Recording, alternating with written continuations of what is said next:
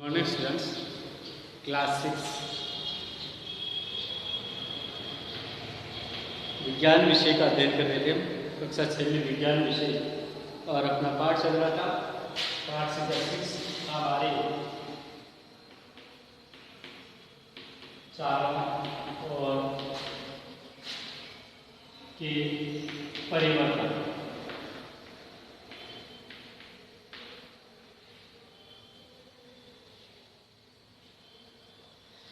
हमारे चारों ओर के परिवर्तन, हमारे चारों ओर कौन कौन से परिवर्तन होते हैं, इन्हें हमारे चारों ओर होने वाले जो परिवर्तन है उनको हम वो किस प्रकार पहचान सकते हैं, कितने भागों में उसको विभाजित कर सकते हैं, कितने प्रकार उसके होते हैं। और जो भी परिवर्तन होते हैं, यानी परिवर्तन प्रकृति का नियम है और प्रकृति के अंतर्गत है वो। जब नए पदार्थ का निर्माण होता है तो परिवर्तन होता है।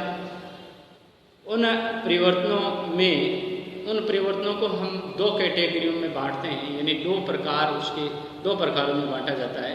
एक वे परिवर्तन जो एक बार परिवर्तित होने के बाद स्थायी रूप से स्थायी हो जाते हैं, पुनः अपनी मूल अवस्था को धारण नहीं कर सकते। और एक वे परिवर्तन जो एक बार परिवर्तित होने के बाद पुनः अपनी मूल अवस्था को धारण कर सकते हैं।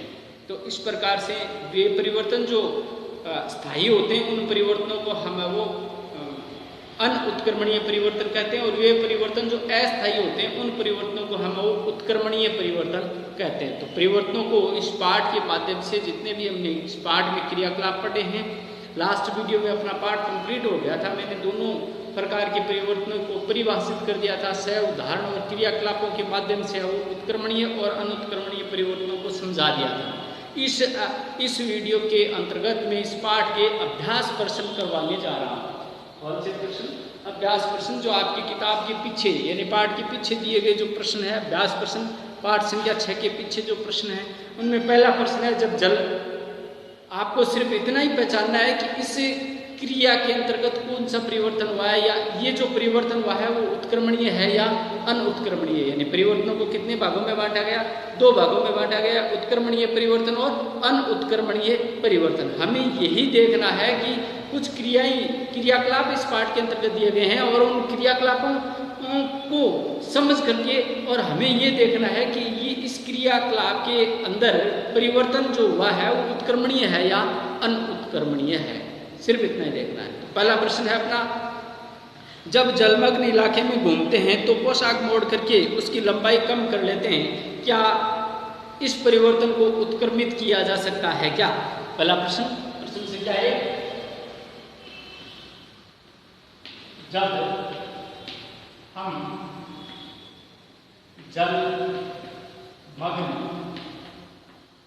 हम जलमग्न इलाके में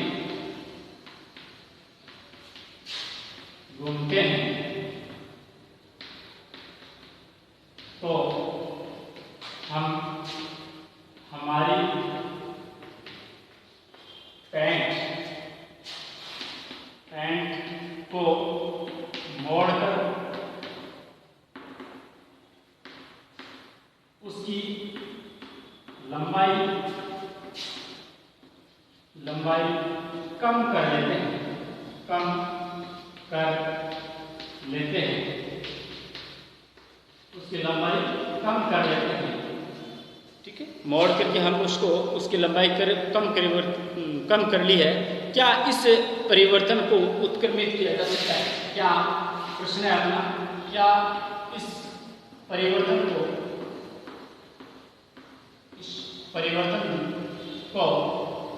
उत्क्रमित किया जा सकता है? क्या इस परिवर्तन को उत्क्रमित किया जा सकता है? क्या मोड़ करके हमने पैंट को ऊपर किया है, क्या पैंट को हम पुनः है वो मोड़ करके नीचे कर सकते हैं? क्या इतनी तो बात बतानी है।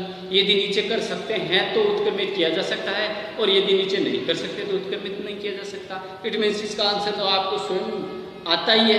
आंसर क्या होगा? आंसर होगा हाँ, उत्क्रमित किया जा सकता है।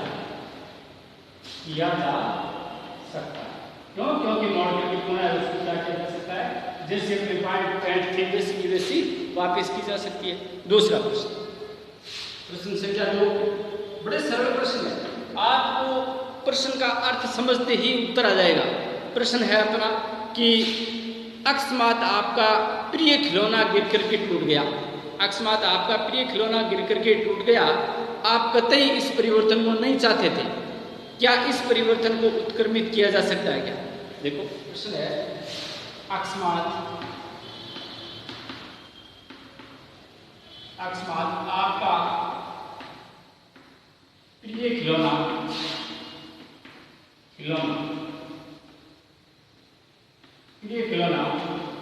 टूटकर नीचे गिरकर टूट गया, नीचे गिरकर टूट गया, नीचे गिरा और टूट गया, नीचे गिरकर टूट गया। आप कतई नहीं चाहते थे, आप इस परिवर्तन को नहीं चाहते थे, आप इस परिवर्तन को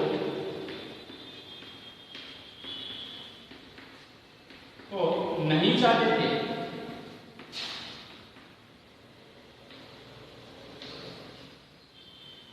क्या इसे उत्क्रमित किया जा सकता है क्या? इस खिलौने को पुनः बनाया जा सकता है क्या?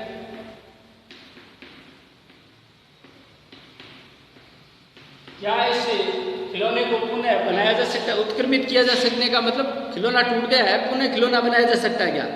पुनः खिलौना बनाया जा सकता है क्या? तो बिल्कुल सरल सी बात है, खिलौना बनाया जा सकता है।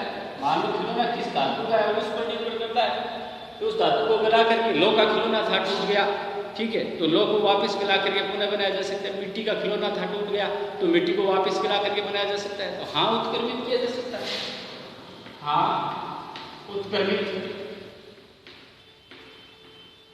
किया जा सकता है।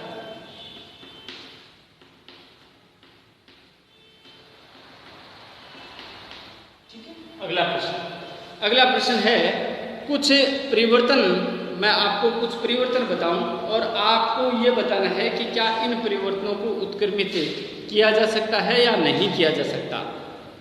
यानी कुछ परिवर्तन हैं जिन परिवर्तनों को आपको बताना है कि क्या उन्हें उत्क्रमित किया जा सकता है या नहीं किया जा सकता है।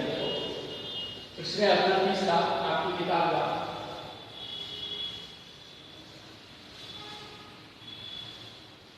तीसरा प्रश्न है,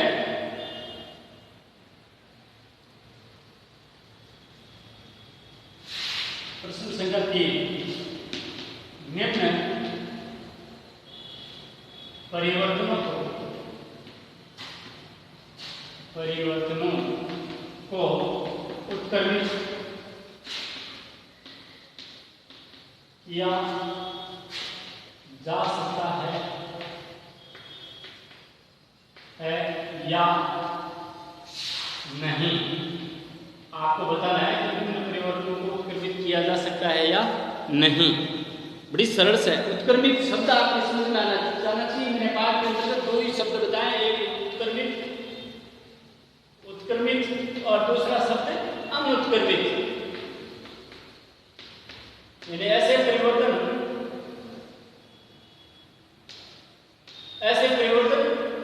जो स्थायी नहीं होते वो उत्क्रमित है, जिनसे पूर्ववर्ती पदार्थ पुनः बनाया जा सकता है वो उत्क्रमित है, और जो परिवर्तन स्थायी होते हैं, जो एक बार परिवर्तित होने के बाद में बदलते नहीं है, मूल पदार्थ को प्राप्त नहीं किया जा सकता है, वो परिवर्तन कौन से होते हैं?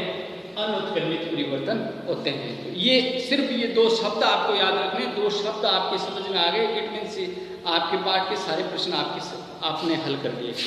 तो इस प्रश्न कुछ क्रियाएं बता रहा हूँ, आपको बताना है कि इसको उत्क्रमित किया जा सकता है या नहीं किया जा सकता है। हाँ या ना में जवाब देना है, बड़ा सरल सी है, आपको समझना जरूर है। पहली क्रिया है अपनी कि लकड़ी के टुकड़े चीरना।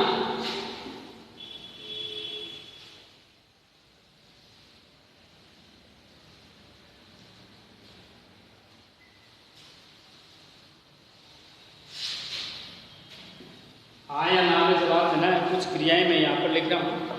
पहले क्रिया है लकड़ी की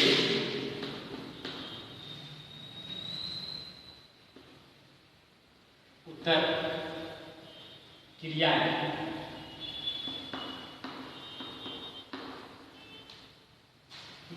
इधर है उत्क्रमित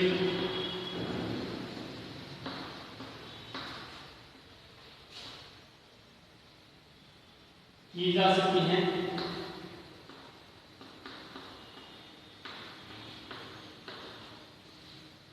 नहीं या नहीं की जा सकती है। यहाँ लिखो ये उत्क्रमित की जा सकती है, हाँ या ना, हाँ या ना में जवाब देना।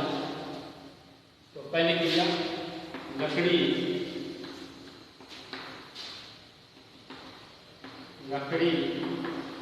के टुकड़े को चीरना। लकड़ी का टुकड़ा चीर दिया है, क्या इसे उत्क्रमित किया जा सकता है क्या? अगली है आइसक्रीम का पिघलना। आइस क्रीम का पिघलना। अगली क्रिया है आइसक्रीम का पिघलना। अगली क्रिया है चीनी का जल में घुलना। चीनी का जल में घुलना। अगली क्रिया है खाना पकाना।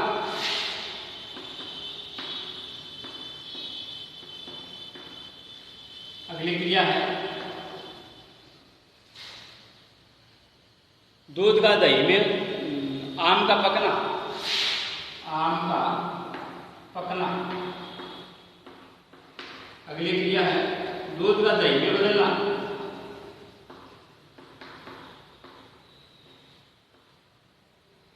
दही में बदलना। तो ये क्रियाएं हैं कुछ। अब इन क्रियाओं को पढ़ करके आपको कुछ उत्क्रमित की जा सकती है या नहीं की जा सकती। तो लकड़ी को चीर दिया है, लकड़ी को पुनः है वो चिपकाया जा सकता है किसी भी माध्यम से, फेविकोल वगैरह वगैरह किसी भी माध्यम से चिपका उत्क्रमित किया जा सकता है। तो इसका आंसर क्या होगा? हाँ, ठीक है। आइसक्रीम का पिघलना, आइसक्रीम पिघल गई है, पिघली हुई आइसक्रीम को जमा करके वापस आइसक्रीम बनाई जा सकती है। तो इसका भी आंसर होगा हाँ, ठीक है। चीनी का जल में घुलना, चीनी जल में घुल गई है, अब उससे पुनः चीनी बनाई जा सकती है क्या? तो इसका आंसर क्या होगा? नहीं, बनाई जा सकती है। इसको वाष्पित करके इससे चीनी बनाई जा सकती है। तो आंसर क्या होगा? हाँ। खाना पकाना, इसमें आंसर होगा नहीं, क्योंकि खाना एक बार पका लेते हैं तो उससे अन्न प्राप्त नहीं कर सकते। आम का पकना नहीं। दूध का दही में बनना नहीं, क्योंकि इनको पुनः उत्क्रमित नहीं किया जा सकता। तो पहले तीनों हाँ और लास्ट तीनों नहीं, ठीक है। तो 3 प्रश्न आपके कंप्लीट हो गए हैं। चौथा प्रश्न है आपका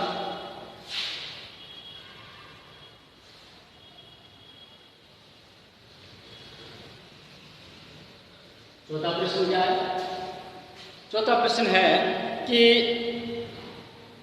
चित्रकार ने ड्राइंग शीट में परिवर्तन किया। चित्रकार ने ड्राइंग शीट में परिवर्तन किया और उसमें सलवटें पड़ गई। क्या इस परिवर्तन को पुनः उत्क्रमित किया जा सकता है? ड्राइंग शीट है कोई और ड्राइंग शीट में थोड़ा सा ड्राइंग शीट को उसने मोड़ दिया, क्या उस ड्राइंग शीट को पुनः सही ड्राइंग शीट बनाई जा सकती है? तो हाँ, बिल्कुल उत्क्रमित किया जा सकता है। प्रश्न का आंसर बड़ा सरल सा है, हाँ उत्क्रमित किया जा सकता है। आंसर क्या आ जाएगा? चौथे प्रश्न का आंसर क्या आ जाएगा? प्रश्न संख्या 4, चित्रकार ने ड्राइंग शीट में परिवर्तन किया।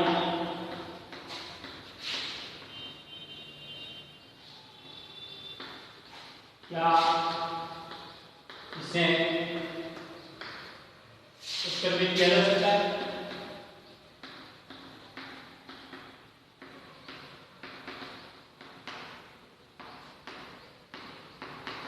तो आंसर क्या आ जाएगा? आंसर आ जाएगा हाँ, उत्क्रमित किया जा सकता है।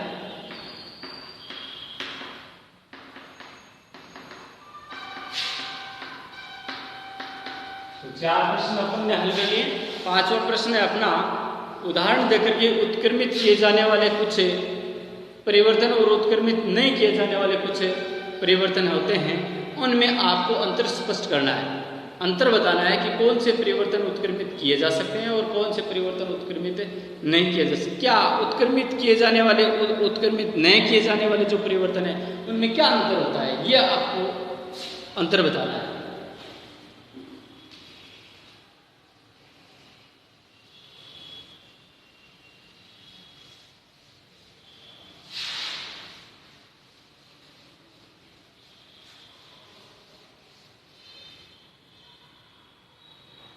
प्रश्न संख्या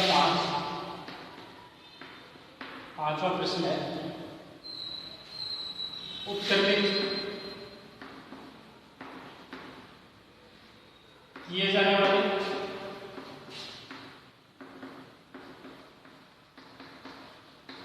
व उत्क्रमित नहीं किए जाने वाले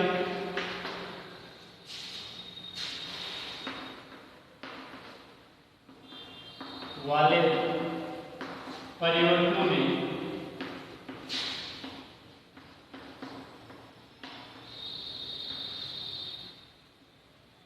अंतर बताओ।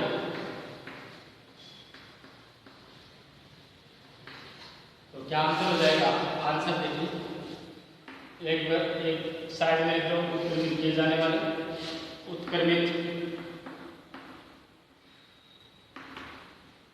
किए जाने वाले,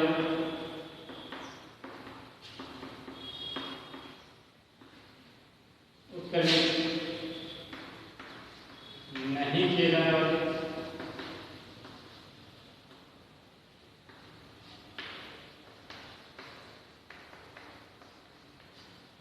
किए जाने वाले नहीं किए जाने वालों में अंतर लिखना है आपको।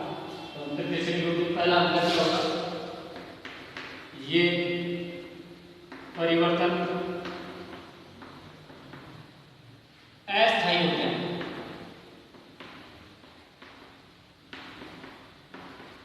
अस्थायी होते हैं, इसमें होगा ये परिवर्तन स्थायी होते हैं क्योंकि ये उत्क्रमित नहीं किए जा सकते। ये परिवर्तन उत्क्रमित नहीं किए जा सकते, इसलिए ये स्थायी होते हैं। इसमें होगा, इनमें नए पदार्थों का निर्माण होता है, नए पदार्थों का निर्माण नहीं होता।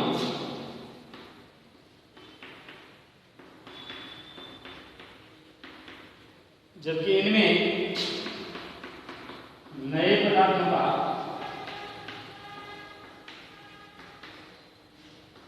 निर्माण होता है, नए पदार्थों का निर्माण होता है।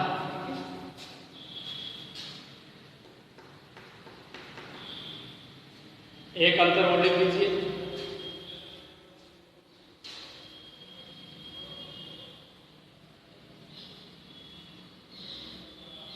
इन परिवर्तनों में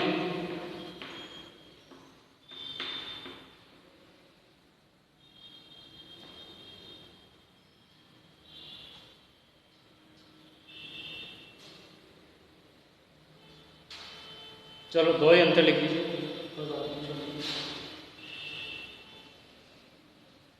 ये 2 अंतर हो गया।